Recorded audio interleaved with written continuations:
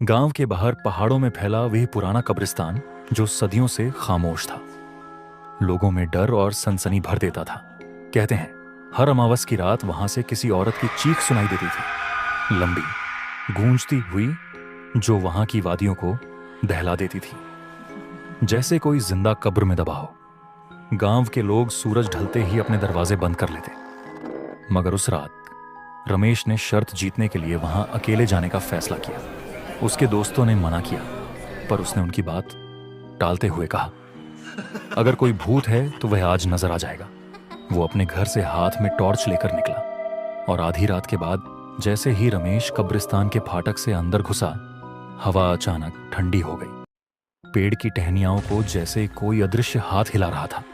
रमेश ने चारों तरफ घूमकर देखा, सब तरफ एक डरावनी खामोशी छाई हुई थी। कब्रों के बीच से धुआं उठता दिख रहा था। उसने टॉर्च जलाई, मगर रोशनी बस कुछ कदम तक ही जा रही थी। तभी एक सिसकी सुनाई दी, धीमी पर बेहद करीब। रमेश ठिठक गया।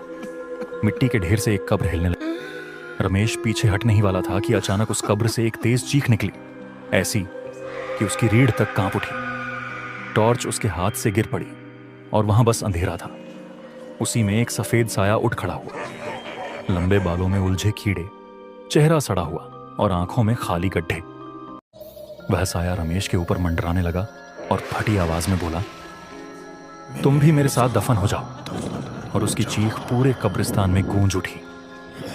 रमेश भागा, पर जितनी तेजी से दौड़ा, उसके पीछे उतनी ज्यादा कदमों की आवाजें आने लगी। कभी एक, कभी दो, फिर दर्जनों। कब्रें फटने लगीं और उनमें से धुंधले साए निकलकर उसके चारों ओर घूमने लगे।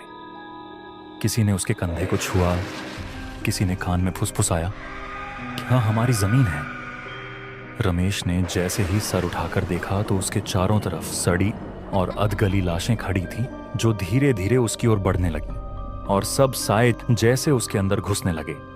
रमेश की सांसें टूटने लगीं और उसकी आखिरी चीख कब्रिस्तान की हवा में गुम हो गई। सुबह जब लोग वहां पहुंचे तो उन्होंने फाटक टूटा पाया। जमीन पर गहरी उंगलियों के निशान थे, जैसे किसी ने मिट्टी खरोंचते हुए बाहर आने की कोशिश की हो।